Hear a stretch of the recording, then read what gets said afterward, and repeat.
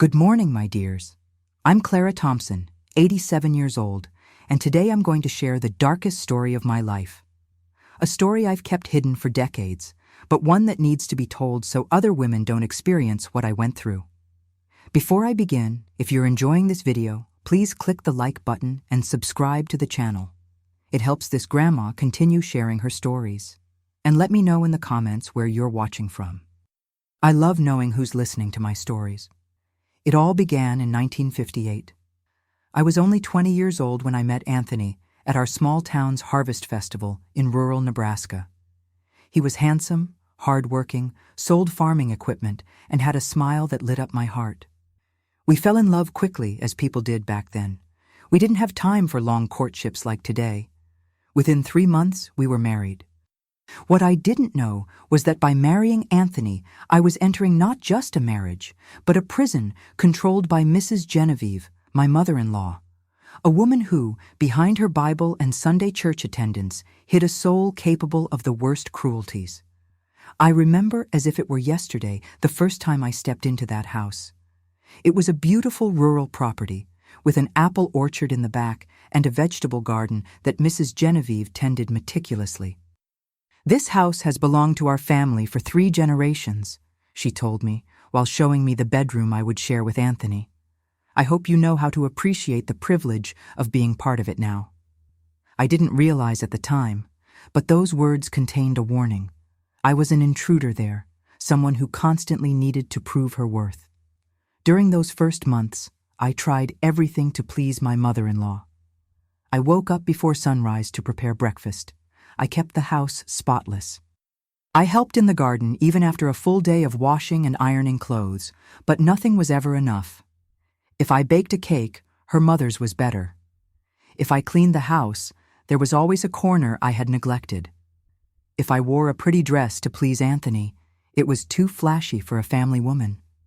"You have city girl hands," she would say, looking with contempt at my broken nails from all the work. "They're not suited for country life." The truth is, I wasn't from the city.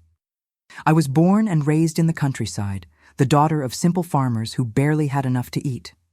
But to Mrs. Genevieve, I was too sophisticated for her son, while simultaneously not refined enough for her family. A contradiction I could never resolve. Anthony traveled a lot for work.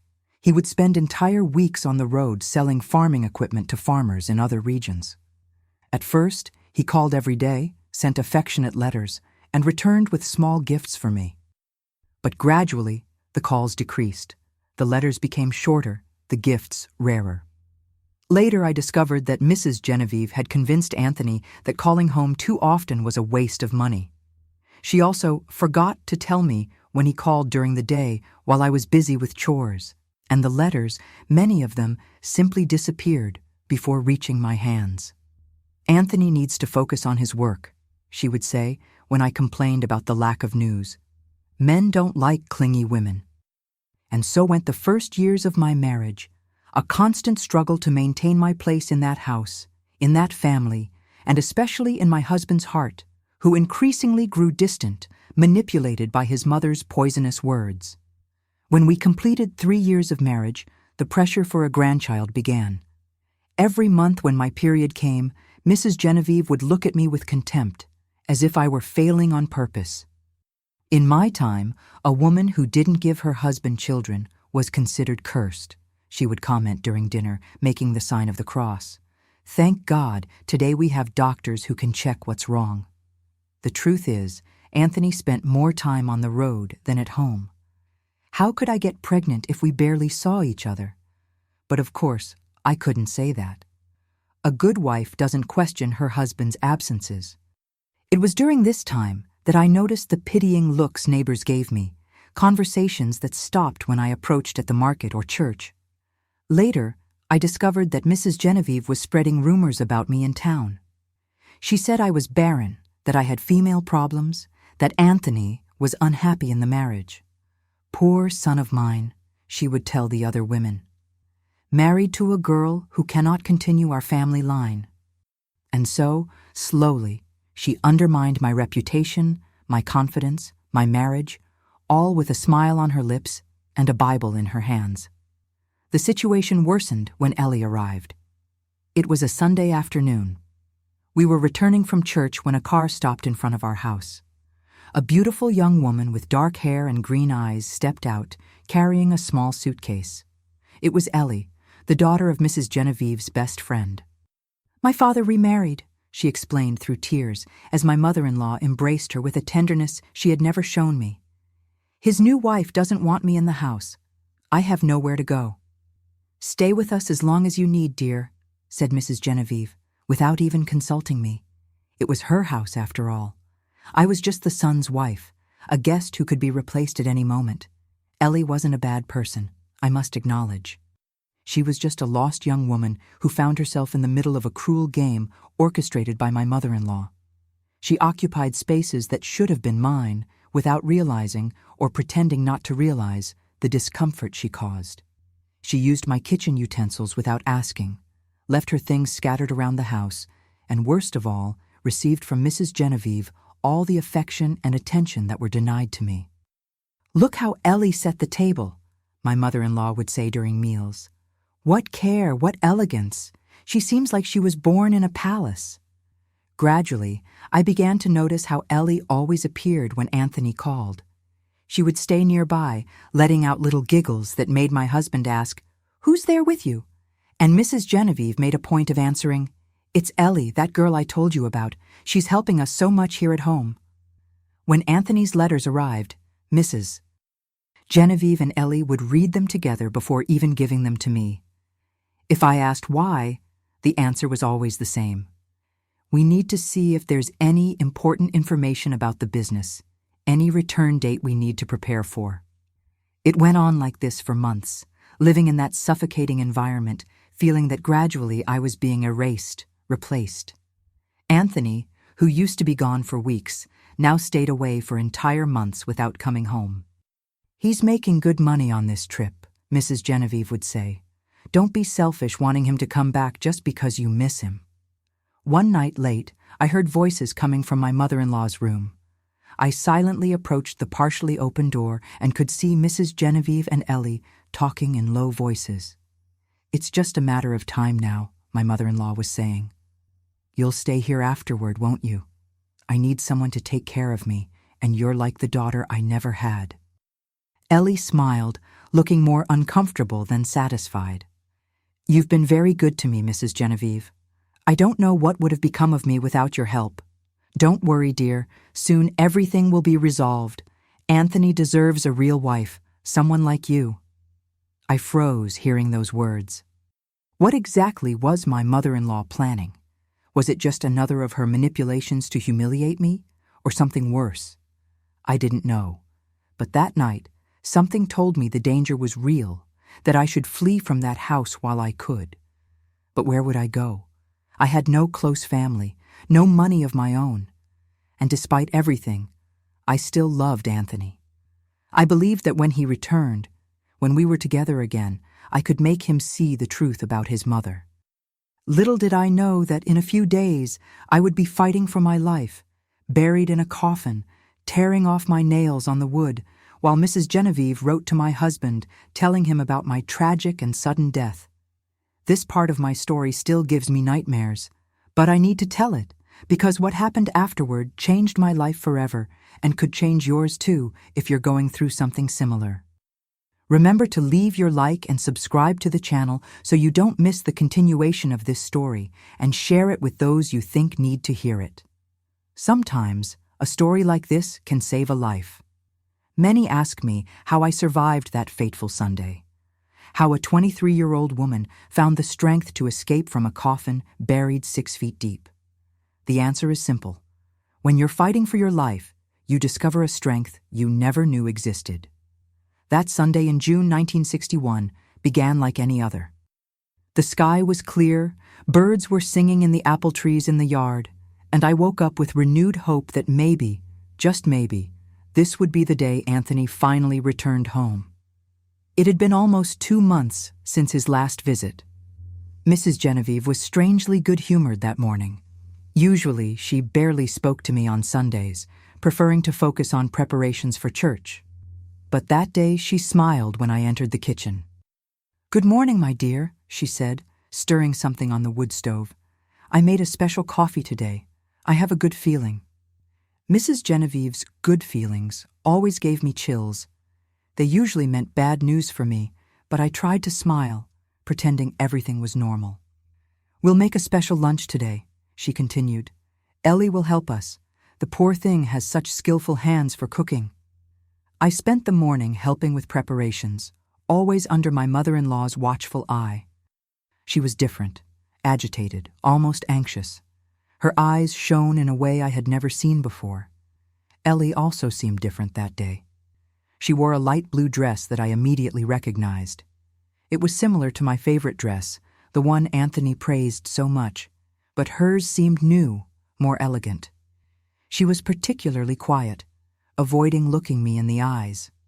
Around noon, Mrs. Genevieve called us to the table. Lunch was served. Roast chicken with potatoes, rice, beans, and a green salad. Everything impeccably prepared, as if we were expecting important visitors. Sit down," she said, indicating the places. She had set the table with the fine china that we rarely used. "Today is a special day." "Are we celebrating something, Mrs. Genevieve?" I asked, trying to keep my voice casual. "In a way," she replied with an enigmatic smile. "Let's just say I'm anticipating positive changes." Ellie lowered her eyes to her plate, moving the food around without really eating. She looked uncomfortable, as if she knew something I didn't. The meal proceeded in a strange silence, broken only by Mrs. Genevieve's occasional comments about the weather, the neighborhood, Anthony's latest letter, a letter I had never seen. When we finished eating, Mrs. Genevieve rose abruptly. "I almost forgot. I prepared a special tea for you, Clara." She went to the stove and returned with a steaming cup, placing it in front of me. The liquid had a dark, almost purple color, and a strong, bitter aroma. "It's an old recipe," she said, with that strange gleam in her eyes. "It helps women get pregnant. Isn't that what you want? To give Anthony a child?" I looked at the cup with suspicion. In 3 years of living together, Mrs. Genevieve had never shown any genuine concern for my well-being. Why now, suddenly, was she interested in helping me get pregnant? "Is it so bitter?" I asked, noticing the strong smell. "All the best medicines are bitter, my dear," she replied, watching me carefully. "Drink it while it's hot. It works better that way." Ellie finally spoke, her voice almost a whisper. "Who knows? Maybe it works. It would be wonderful to have a baby in the house." But there was something in her eyes, fear, guilt, that contradicted the enthusiasm of her words. I brought the cup to my lips, hesitant. The liquid tasted even worse than it smelled. Bitter, with a metallic touch that burned my tongue. I involuntarily made a face. "Drink it all," insisted Mrs. Genevieve, her eyes fixed on me. "It won't work if you don't drink to the last drop." Under her relentless gaze, I forced myself to swallow the entire contents of the cup. The taste was horrible, but what could happen? At worst, it would just be another of Mrs. Genevieve's useless miracle cures. It didn't take long to realize something was wrong. About half an hour after lunch, I started feeling a slight dizziness that quickly intensified. My legs became wobbly, and I had to lean against the walls to walk to my room.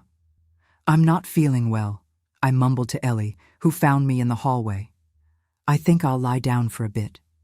"It's normal," she replied without looking me in the eyes. "Mrs. Genevieve said the tea might cause drowsiness. It's part of the process." I managed to reach my room, where I collapsed on the bed. The dizziness was now accompanied by nausea and a strange tingling sensation in my limbs. I tried to get up to ask for help, but my body wouldn't respond to my brain's commands. Something is wrong, I thought, feeling the panic grow. That wasn't a fertility remedy. With superhuman effort, I dragged myself to the door. I needed to get out of there, to seek help. But as soon as I managed to open it, the world spun violently around me. The last thing I remember was falling in the hallway, hearing hurried footsteps approaching. And then, darkness. I don't know how long I was unconscious. When I came to, the first sensation was suffocation, I couldn't move. I was confined in a tight, dark space, smelling of earth and wood. My eyes opened to total darkness. I instinctively stretched my arms, and my fingers touched rough wood just inches from my face. I felt around me, sensing more wood on all sides. It was when the terrible reality hit me like lightning. I was in a coffin. Buried. "No, no, no," I screamed. But my voice sounded muffled, swallowed by the wood and earth. "Help! Someone help me!" Panic took over. I began thrashing violently, punching and kicking the coffin with all the strength I had, screaming until my throat burned. Tears streamed down my face as I fought uselessly against the wooden prison. "Please, God, I don't want to die like this." But nobody answered.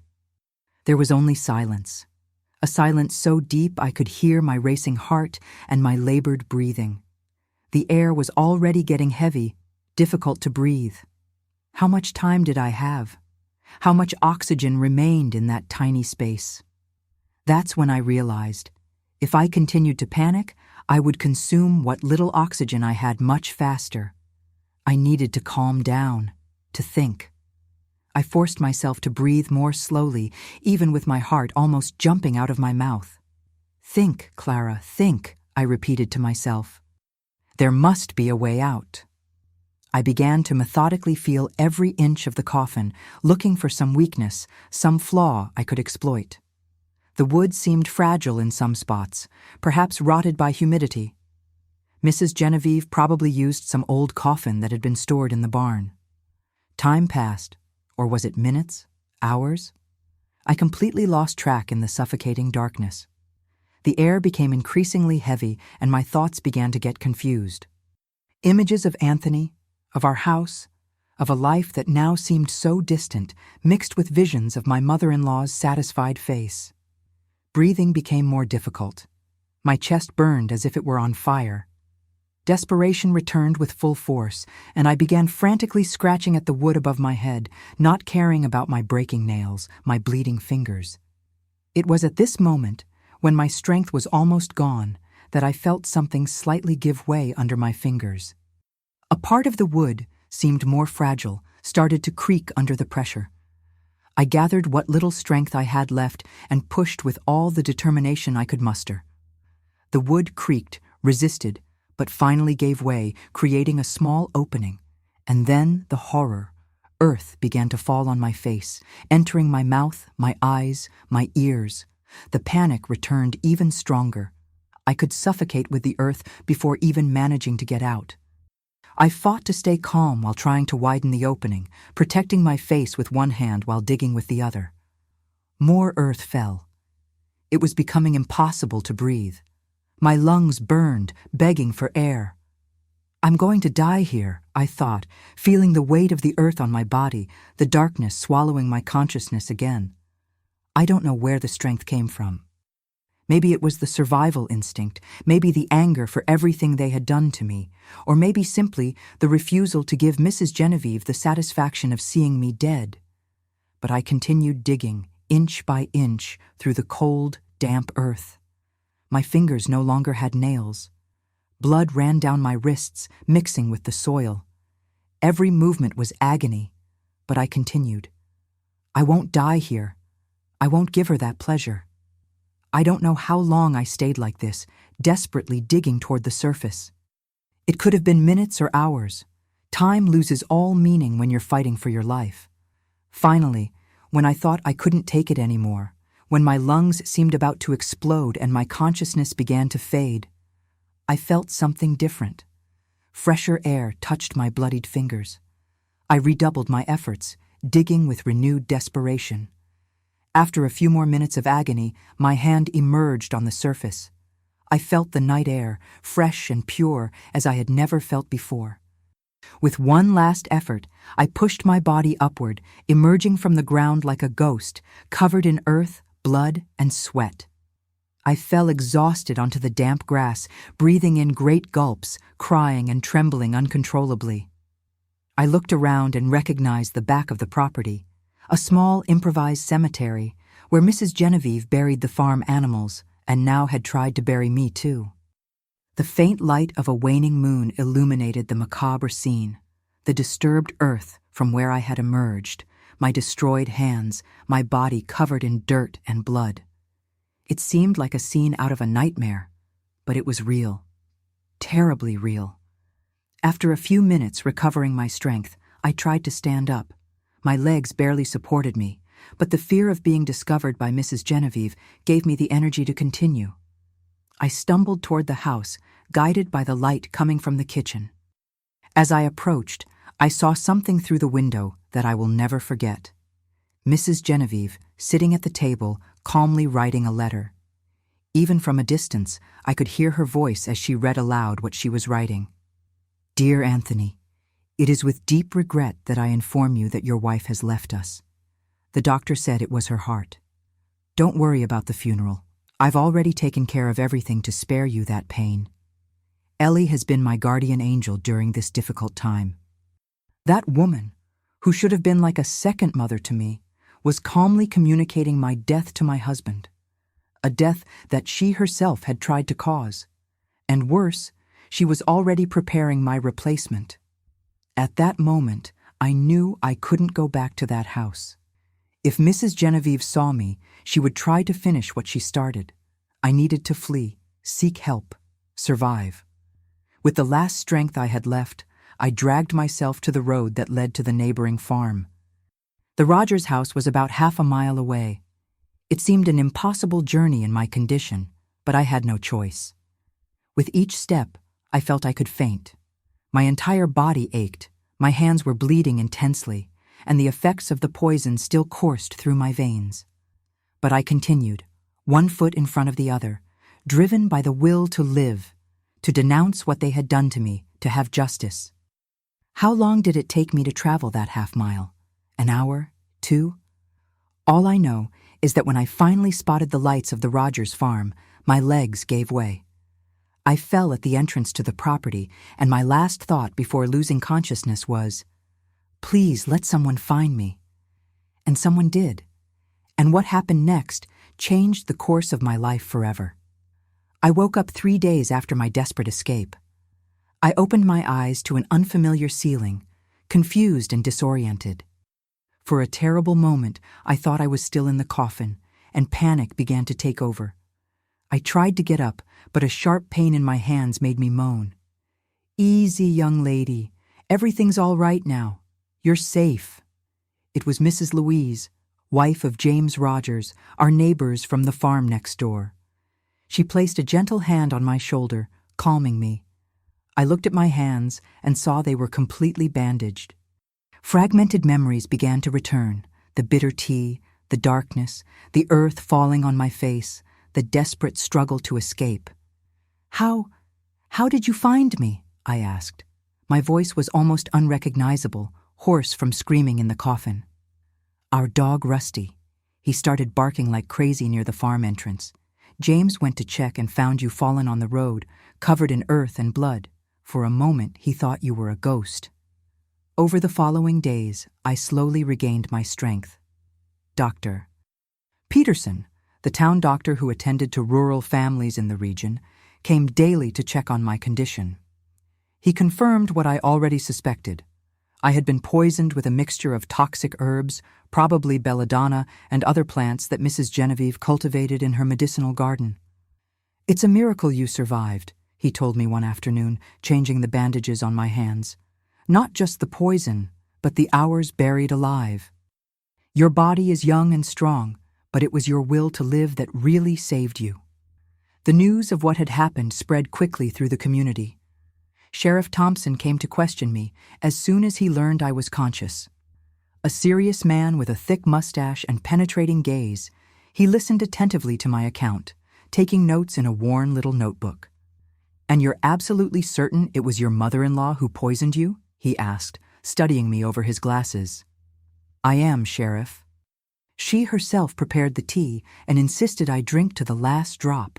And the girl, this Ellie, was involved too." I hesitated.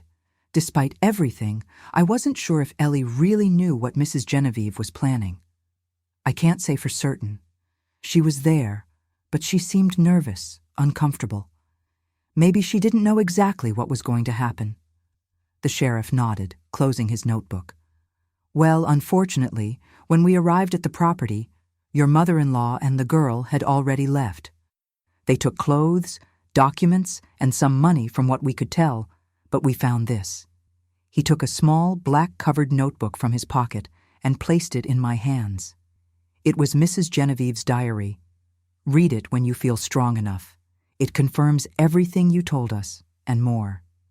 That night, alone in the room the Rogers had prepared for me, I opened the diary.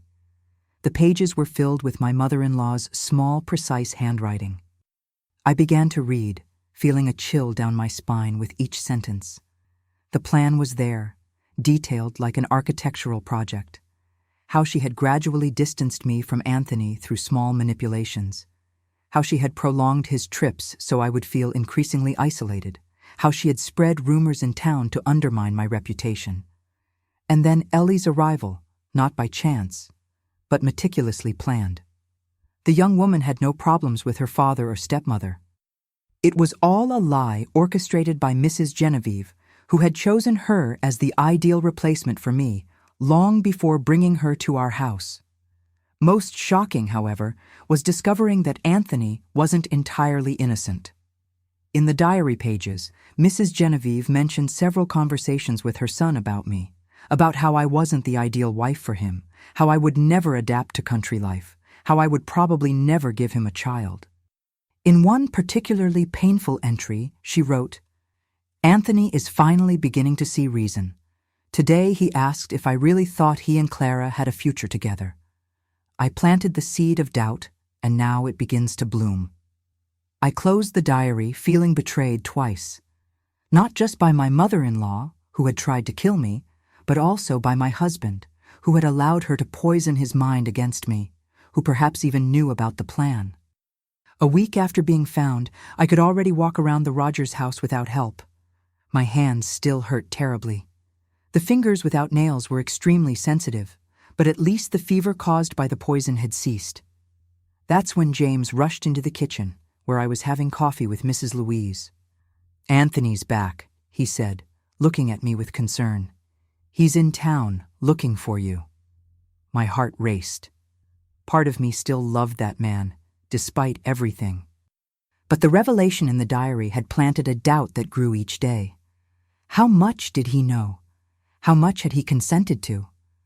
"I don't want to see him," I answered, surprising myself with the firmness of my voice. "He'll come here," said James. "He's already asking around. Someone will certainly tell him you're with us." Mrs. Louise took my hand carefully. "Clara, dear, you don't have to see him if you don't want to. We can say you're still too weak, that the doctor prohibited visits." I slowly shook my head. "No, I need to face him. I need to look him in the eyes and hear what he has to say." The following afternoon, I heard the sound of a car approaching. From the bedroom window, I saw Anthony get out of a black Ford, the same one he used on his work trips. He looked haggard, with deep circles under his eyes and a thinner face than I remembered.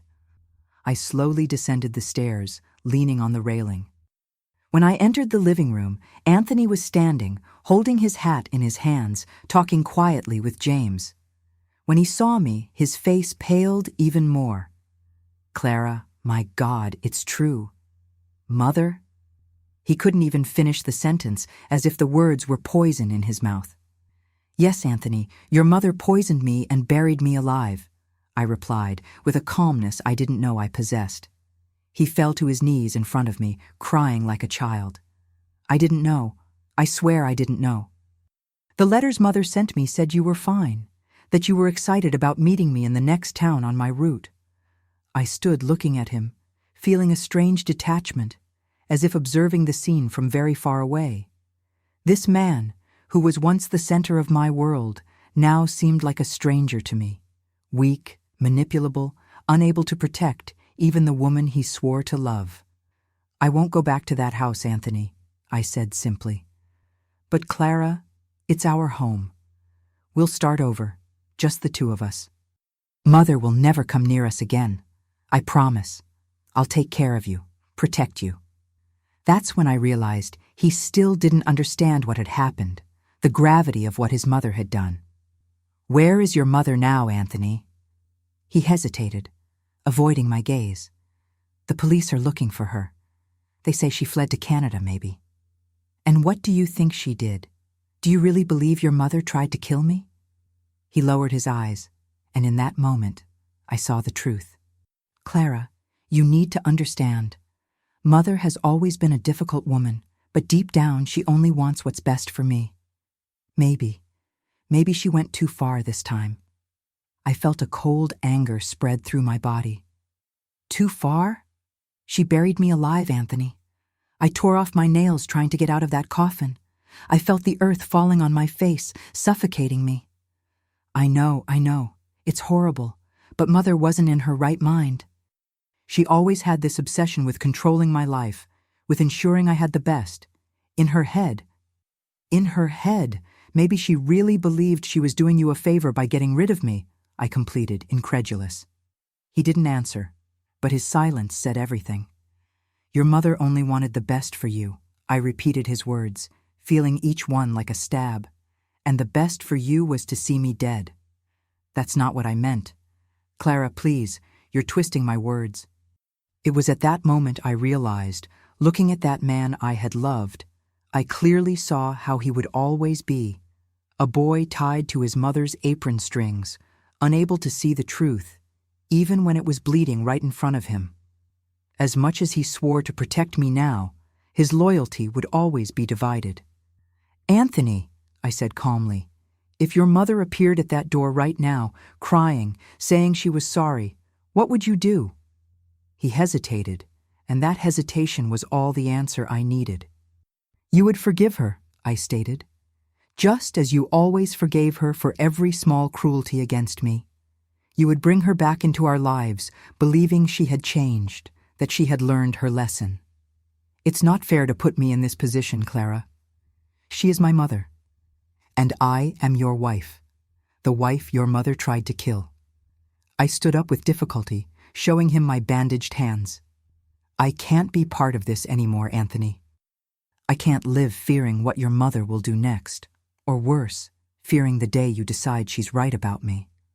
"What are you saying? You're going to leave me?"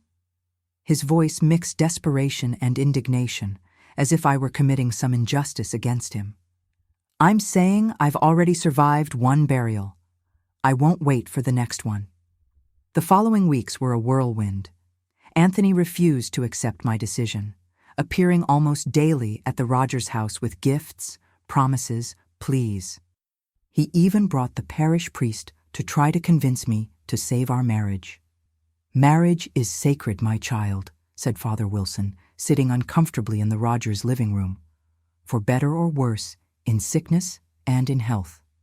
"And do you believe being buried alive by your mother-in-law is part of those vows, Father?" I asked, with a calmness that surprised even me. He didn't know how to respond. Meanwhile, Dr. Richard Peterson, the doctor who was caring for me, began visiting more frequently than necessary. A kind man in his 40s, a widower who had studied medicine in Boston before returning to our small town. He brought me books, talked with me about subjects that went beyond weather and harvests, and seemed genuinely interested in my thoughts. It was he who gave me the idea that would change my life. "Have you ever thought about studying nursing, Clara?" he asked one afternoon while changing my bandages. "You have delicate hands and an incredible capacity to endure pain. You would make an excellent nurse." I laughed, finding the idea absurd. "I barely finished junior high, doctor. How could I be a nurse?" "There are technical courses in the city. It's not as difficult as you imagine. And if I may say, you need to rebuild your life away from here. This town has too many painful memories for you." That seed planted by Dr. Peterson began to germinate in my mind.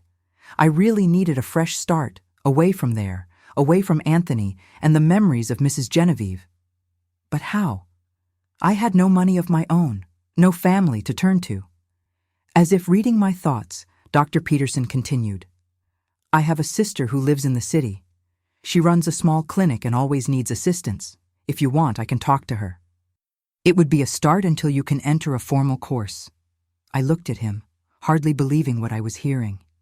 Why are you helping me so much, doctor? He smiled with an expression I couldn't decipher at the time. Let's just say I also know what it's like to need a fresh start. The following week, I received a telegram from Dr. Peterson's sister, offering me a room in her house and a job as an assistant at the clinic. It was as if a door had opened after months of darkness. Anthony was furious when he learned of my plans. You can't just leave. We're married before God. Your God, apparently, allows mothers-in-law to bury daughters-in-law alive, I replied, surprised by my own firmness. I'm leaving, Anthony. I've made my decision. And if I don't allow it, I'm your husband. I have rights. What rights? To hand me over to your mother to finish the job, or do you plan to do it yourself next time? He recoiled, shocked by my words. For the first time, I saw fear in his eyes. Not fear for me, but fear of me, of the woman who had emerged from that coffin, a woman who had nothing left to lose. You've changed, Clara, he finally said. You're not the same. I smiled, feeling a strange peace invade me. You're right, Anthony. I died in that coffin. The woman you knew, the one who endured everything silently, who accepted your mother's humiliations, who always tried to please you. She doesn't exist anymore. She was buried in your backyard along with my illusions. 2 weeks later, I boarded the train to the city, carrying only a small suitcase with clothes borrowed from Mrs. Louise and an uncertain future ahead. I was 23 years old and starting from scratch. Anthony came to the station in one last desperate attempt to convince me to stay. He brought flowers, tears, promises. But when the train started to move, I felt only relief. Through the window, I watched his figure diminishing on the platform until he became just a distant point on the horizon of my past. I didn't know then that fate still had one last meeting in store for us, years later. A meeting that would confirm that my decision that day at the station had been the most correct of my life. I arrived in the city in July 1961, with little more than the clothes on my back and hands still in the healing process. The train station was a human anthill, hurried people in all directions, street vendors, the deafening noise of trains arriving and departing. For a country girl like me, it was both frightening and fascinating. Karen, Dr. Peterson's sister, was waiting for me on the platform with an improvised sign with my name. She was a woman in her mid-40s, gray hair tied in a severe bun, but with kind eyes that resembled her brother's. She hugged me as if we were old acquaintances. Richard told me your story, she said, as she guided me out of the station. Not in detail, of course. He just said you needed a fresh start. And who am I to judge? We all deserve a second chance. Karen's apartment was about 20 minutes from the station, in a modest but clean neighborhood. It was small, a living room, 2 bedrooms, kitchen, and bathroom, decorated simply but cozy. On the living room wall, a framed diploma caught my attention. School of Nursing, St. Catherine. You're a nurse? I asked, surprised. Head nurse, she replied proudly. I've been working at St. Mary's Hospital for almost 20 years. The clinic I mentioned is actually a community health center I helped found in the neighborhood. It operates on weekends and serves people who can't afford medical treatment. That night, lying in the small bed in the guest room, I cried silently. They weren't tears of sadness, but of relief. For the first time in years, I didn't need to sleep with one eye open, fearing what Mrs. Genevieve might do. I was hundreds of miles away from her, surrounded by people who genuinely wanted to help me. The first days in the city were a whirlwind of new experiences. Karen taught me how to navigate public transportation, find the best places to buy fresh food at affordable prices, the parks where we could walk on Sundays. She didn't ask many questions about my past, and I was grateful for that. At the community health center, I started performing simple tasks, organizing patient files, keeping the waiting room in order, helping the elderly fill out forms. My hands weren't completely recovered yet, which limited what I could do physically, but I carefully observed the nurses' work, amazed by their competence and compassion. "You have the eyes of someone who wants to learn," commented Dr. Paul, one of the volunteer doctors, after catching me watching as he sutured the arm of a construction worker. "Have you ever thought about studying nursing?" I told him about Dr. Peterson's suggestion. "But I don't know if I could. I don't have money for a course, and my formal education is limited." "There are scholarship programs for people in your situation," he replied. "And as for formal education, well, that can be resolved with study and determination. You seem to have both." That's how, 3 months after my arrival in the city, I began attending night classes to complete my basic education. During the day, I continued working at the health center, now with more responsibilities as my hands strengthened. At night, after classes, I studied until falling asleep over my books. It was a period of enormous challenges. Money was tight. The little I earned at the center barely covered my basic expenses for transportation and school materials. Karen insisted that I didn't need to pay rent, but I made a point of contributing what I could to household expenses.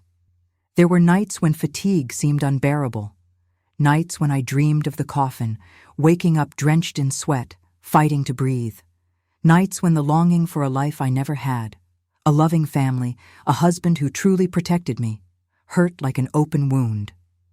But I persisted. Each small achievement, a good grade on a test, a sincere thank you from a patient, a compliment from Karen, was like a ray of sunshine after an endless storm. In 1962, almost a year after my arrival in the city, I received a letter that shook my fragile equilibrium. It was from Mrs. Louise, the neighbor who had taken me in after my desperate escape from Mrs. Genevieve's house. "Dear Clara," she wrote in her trembling handwriting, "I hope this letter finds you well. I have news you need to know. Your mother-in-law was finally located and arrested in a town in Canada. She was living under a false name, but was recognized by a traveling American businessman who remembered the case from the newspapers. Anthony sold almost everything he had to hire lawyers for her. He's determined to prove she wasn't in her right mind when she did what she did. As for Ellie, it seems she returned to her father's house. She testified to the police that she didn't know about Mrs. Genevieve's plan, that she believed you had run off with another man, as your mother-in-law had said. Whether it's true or not, only God knows." I let the letter fall to the floor, feeling suddenly exhausted. After everything his mother had done, Anthony was still by her side, defending her, spending everything he had to free her from justice. I had made the right decision in leaving. "Bad news?" asked Karen, finding me still sitting, staring into space. I handed her the letter in silence. She read it quickly, her eyes widening with each line. "My God, Clara," she said finally. "Richard told me you had been through something terrible, but this is monstrous." It was the first time I told the whole story to someone other than Dr. Peterson and the authorities. Karen listened in silence, her kind eyes filling with tears as I described the years of small cruelties, Ellie's arrival, the poisoned tea, the hours of absolute terror in the coffin. When I finished, she simply hugged me. She didn't say everything would be fine. She didn't offer empty advice or easy consolation. She just held me while I cried, not from sadness or fear, but from relief at finally sharing the burden I carried. That night, I made a decision. I wouldn't allow my past to define my future. Mrs. Genevieve had tried to bury me, but like a seed, I would sprout from the earth stronger. In 1963, I completed my basic education and, thanks to Dr. Paul's enthusiastic recommendation, got a scholarship for a nursing technical course. They were 2 intense years of study, internships in hospitals, sleepless nights preparing assignments, and reviewing subjects. It was during one of these internships that I met Robert. He was a resident doctor in the pediatrics department, a quiet man with gentle eyes and steady hands. I observed him for weeks before we really spoke. The way he treated children with respect, how he listened attentively to concerned parents, how he never lost patience, even after exhausting shifts. Our first real encounter happened during an emergency. A child in convulsions was brought in urgently, and I was the only assistant available at that moment. Robert gave me clear, precise instructions, and we worked in perfect sync to stabilize the young patient. "You have a knack for this," he said afterward, as we had coffee in the hospital cafeteria.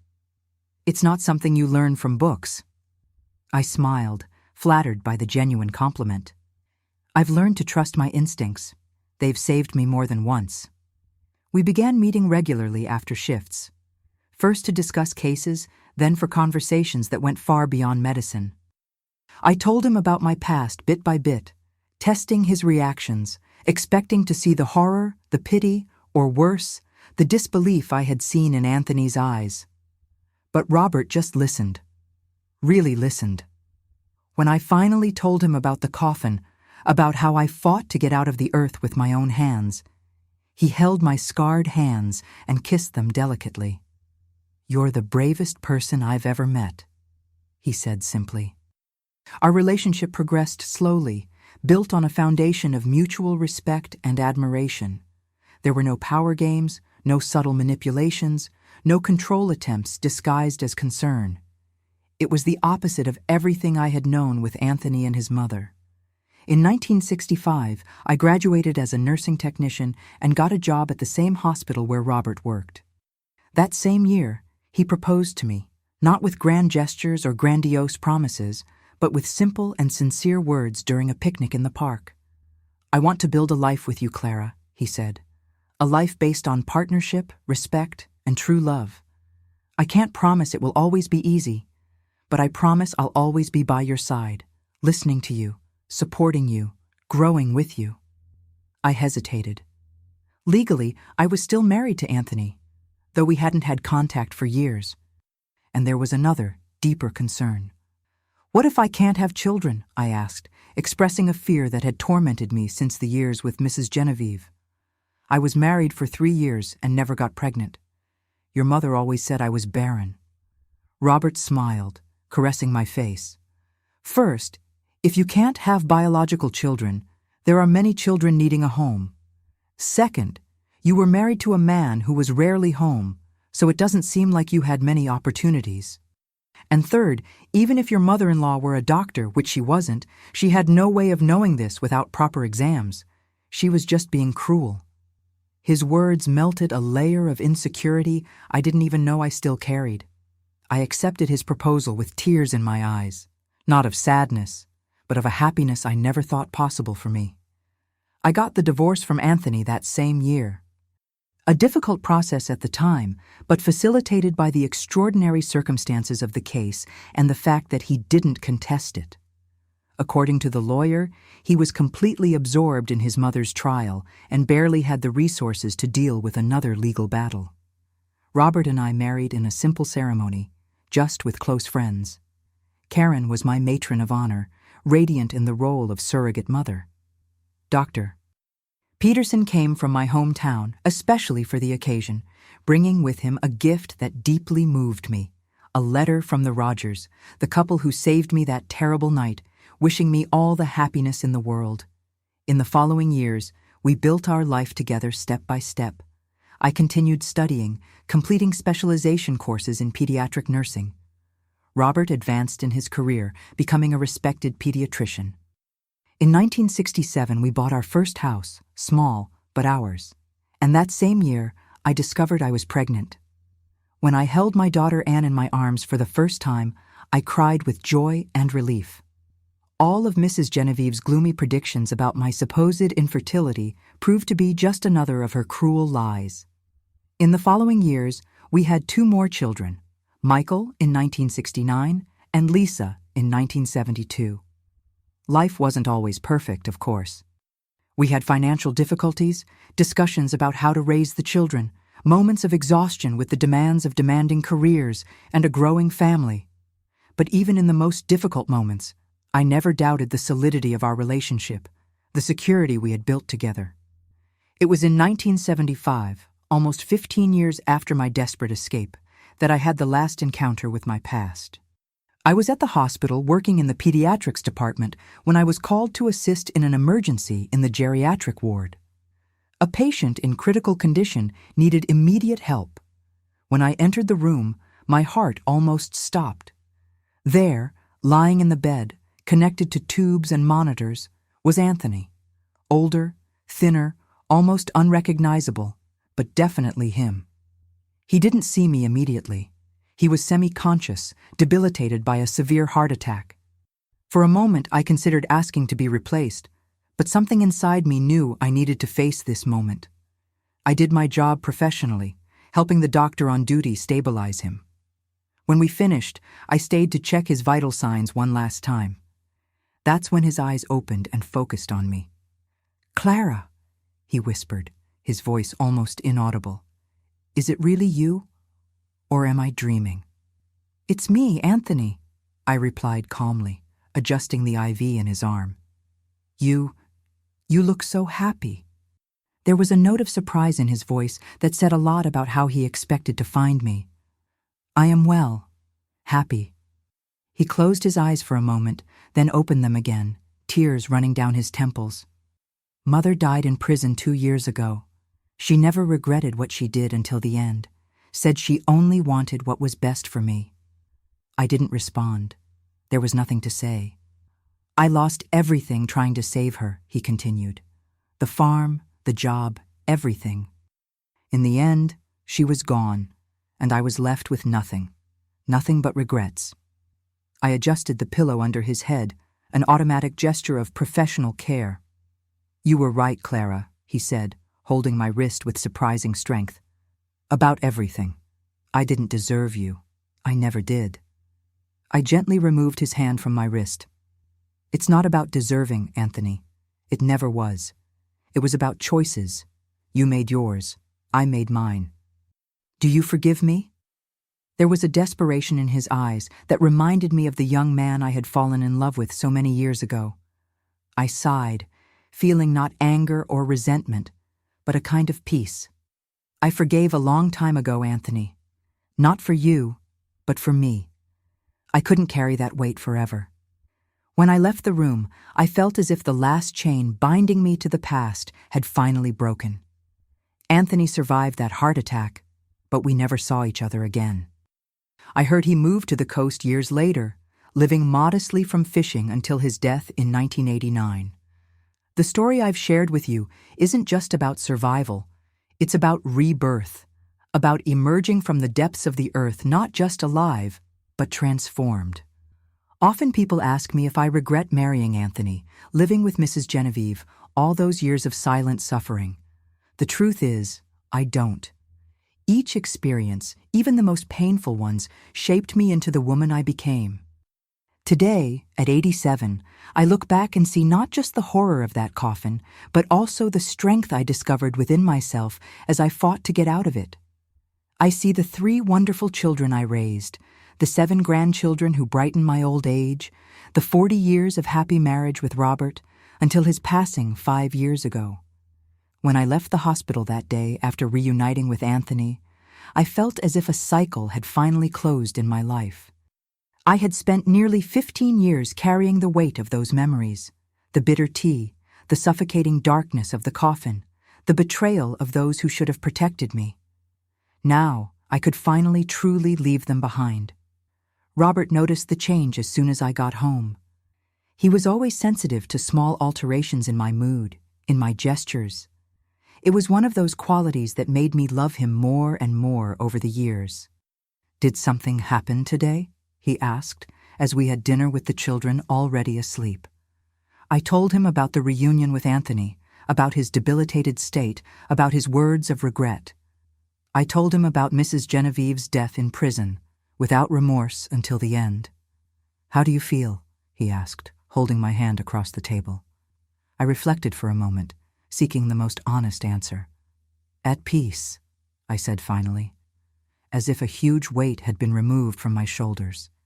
Not because I know she's dead or he's suffering, but because I finally understood they no longer have power over me. They haven't for a long time. That sensation of liberation accompanied me in the years that followed, allowing me to fully live in the present without the constant shadows of the past. Our family grew and prospered. Anne, our firstborn, showed from an early age a sharp intelligence and an interest in books that would lead her years later to become a university professor. Michael, our middle child, inherited his father's compassion and also pursued a career in medicine, specializing in psychiatry, a choice I always believed was influenced by knowing my story from a young age. Our youngest, Lisa, surprised everyone by following a completely different path, becoming a visual artist, transforming emotions into colors and shapes on canvases. Robert and I continued working at the same hospital until 1985, when we decided to retire from formal clinical practice. He was then 60, I was 47. It wasn't exactly a complete retirement. We both remained involved in volunteer work and community projects. But it was time to slow down, to enjoy more of the life we had built with so much effort. We bought a larger house with a spacious garden where I grew roses of all colors. Robert finally had time to return to his old hobby of woodworking, building furniture for our children, and eventually for the grandchildren who began arriving in the 1990s. They were tranquil days, filled with small joys. The children's visits on Sundays, afternoons reading in the garden, the occasional trips we took around the country. It was during one of these trips in 1987 that I received the news that Anthony had passed away. We were visiting the Grand Canyon when a call from the county clerk in my hometown reached us at the hotel. Apparently, I was still listed as a relative on some old documents, and they couldn't locate any other family member. He died alone, the clerk informed me, in a small fisherman's house on the coast. The neighbors said he lived modestly, rarely received visitors. I thanked him for the information and hung up the phone, feeling a strange mixture of emotions. It wasn't exactly sadness. The Anthony I loved had disappeared decades ago. It was something closer to melancholy, perhaps a lament for everything that could have been different if he had made other choices. "Do you want to go to the funeral?" asked Robert, always respectful of my feelings regarding my past. I shook my head. No, that part of my life has been over for a long time. I hope he found some peace before the end. We continued our trip, and in the days that followed, I found myself reflecting not on Anthony, but on the young woman I had been, that 20-year-old girl who married full of hopes, who desperately tried to make a marriage destined for failure work, who fought tooth and nail to escape from a coffin buried 6 feet deep. I realized I felt an immense pride in that young woman, in her resilience, in her refusal to give up, even when everything seemed lost. She was part of me, of course, but sometimes she seemed like a completely different person, someone I knew and admired, not just someone I had been. The 1990s brought significant changes for our family. The children were all established in their careers, 2 of them already married with small children. Robert and I became grandparents, a role we embraced with all enthusiasm. Our house became the family meeting point on weekends, with children running through the garden, the smell of cakes in the oven, and long conversations around the table. It was during this time that I began telling my story to the older grandchildren. Not all the dark details, of course, but enough for them to understand the importance of resilience, true love, the ability to start over even after the worst experiences. Grandma was once inside a coffin and managed to get out, I would tell them, as they listened with wide eyes. That's why I always say we shouldn't give up when things get tough. In 1995, I was invited to give a lecture to nursing students about my professional experience. It was supposed to be a presentation about humanized care techniques for traumatized patients based on my years of clinical practice. But during the question session, a young student raised her hand. "Excuse the indiscretion, Mrs. Thompson, but is it true what they say, that you were buried alive when you were young?" A tense silence fell over the auditorium. The professor who had invited me looked mortified by the question, but I made a reassuring gesture to her. "It's true," I replied calmly. "It was many years ago, in circumstances that aren't appropriate to discuss here, but yes, I survived that." "And how? How did you manage to move forward after something like that?" The student's voice trembled slightly. I looked at that sea of young faces, all waiting for my answer. I realized that perhaps my story could have value beyond my own personal memories. It wasn't easy, I replied honestly. There were days when I woke up screaming, feeling the weight of the earth on my body. There were moments when distrust and fear threatened to consume everything good I was trying to build. But I discovered 3 fundamental things. First, that we are much stronger than we imagine. Second, that true love exists and heals. And third, that our worst experiences can transform into our greatest strength. After that lecture, more invitations came from other colleges, from support groups for victims of violence, even from a local radio program focused on stories of overcoming. Initially hesitant, I ended up accepting some of them, feeling that perhaps my experience could help other people. In 1998, my story was included in a book about survivors of extreme situations. The author, a psychologist specializing in trauma, interviewed me extensively over several months. It was a difficult process to relive every detail of those painful years, but also cathartic in a way I hadn't expected. "Your story is extraordinary," he said upon concluding our sessions.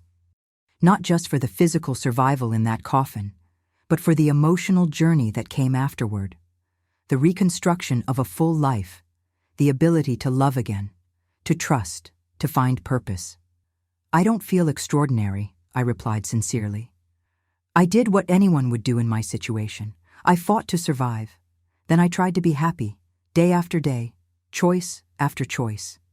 "That's exactly what makes you extraordinary," he smiled. "That simplicity with which you face something so monumental." The book was published the following year and, to my surprise, had considerable repercussions. I received letters from strangers all over the country, mainly women who had survived their own metaphorical coffins, abusive relationships, toxic families, traumas of various types. "Your story gave me the courage to finally leave home," wrote a young mother from Miami. "If you manage to escape from a real coffin, I can escape from my marriage, which has been a prison for 10 years. Those letters moved me deeply. I responded to each one personally, offering words of encouragement and, when possible, information about support resources in their regions. Robert joked that I had become a correspondence counselor in my retirement years. The turn of the millennium brought new challenges.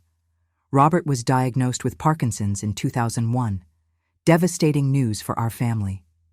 The disease progressed slowly at first, allowing us to maintain many of our usual activities. But as the years passed, the symptoms intensified, requiring constant adaptations to our routine. "It's my turn to take care of you now," I told him, adapting our house to his new needs, learning about medications and therapies, becoming his caregiver, just as he had been my support for so many years. They were difficult years, seeing that strong and vibrant man gradually losing control over his own body. But amid the difficulties, we found moments of deep connection and even unexpected joy. The visits from children and grandchildren became even more important, bringing life and movement to our house, increasingly adapted to Robert's limitations. In 2010, we celebrated 45 years of marriage with a small party in the garden. Robert was in a wheelchair by then, and his tremors had worsened considerably. But his eyes, those same gentle eyes that captivated me decades ago in the hospital, still shone when he looked at me. "Was it worth it?" he asked that night, when we were finally alone. "All these years with me?" "Every minute," I replied without hesitation, holding his trembling hands. "Every moment was a gift I almost didn't have. Remember what you told me when you proposed? That you promised to always be by my side, listening, supporting, growing with me? You fulfilled every word of that promise, Robert. How could it not be worth it?" He passed away peacefully in 2015 in our home, surrounded by the family we had built together. The pain of the loss was immense, a void that seemed impossible to fill, but there was also a deep gratitude for the 50 years we shared. 50 years that almost didn't exist, that would have been erased from history if I hadn't found the strength to dig my way out of that coffin in 1961. The following years brought a new phase of life, that of a great-grandmother. My grandchildren began having their own children, bringing a new generation to our family. They are children who know my story as a kind of family legend passed down by parents and uncles. Great-Grandma Clara is a hero, I once heard one of them say, filling my heart with a strange mix of emotion and embarrassment. I don't consider myself a hero. Never did. I'm just a woman who refused to die when it was easier to give up, who chose to trust again when it would have been safer to close off, who decided to transform a devastating experience into fuel for a meaningful life. Today, at 87, sitting in this chair in front of the camera, sharing my story with you, I feel that somehow I've completed a circle. That young woman buried alive 64 years ago could never have imagined that one day her story would be heard by so many people, that her words could bring comfort and inspiration to strangers. If I could go back in time and whisper something in the ear of that desperate young woman scratching wood in the darkness, I would say, "Keep digging, my girl. There's a wonderful life waiting for you on the other side of that earth. There's a man who will love you exactly as you deserve. There are children, grandchildren, and great-grandchildren who will only exist if you don't give up now. There are decades of small daily joys, of professional achievements, of moments of such intense beauty that they will make all this suffering seem like just a brief nightmare. Keep digging. Even if it hurts, even if it bleeds, it's worth it. Believe me, it's worth every second of pain." And that's what I say to you too who are watching now. If you're going through your own particular hell, if you feel buried alive under the weight of circumstances that seem impossible to overcome, keep digging. Use your nails if necessary, bleed if needed, but don't give up. On the other side of the earth that seems to suffocate you, there is fresh air, there is sunlight, there is a life you can't even imagine is possible right now. I know this because I lived it. I emerged from that coffin covered in earth and blood and eventually became this white-haired lady who smiles at you today with a heart full of memories of a full and meaningful life. There are no perfect, happy endings. Life is made of ups and downs, of joys and losses. I lost my beloved Robert, saw friends depart, faced my own battles with health in old age. But each day beyond that coffin was a gift, an opportunity, a victory against those who tried to bury not just my body, but my spirit. So, if there's a final message I'd like to leave, it's this. As long as there's breath, there's hope. As long as we can move a finger, we can change our reality. And sometimes, simply surviving is the most powerful form of resistance. Thank you for listening to my story. I hope something in it resonates with you. That somehow these words from an elderly lady can illuminate the path of someone going through their own darkness.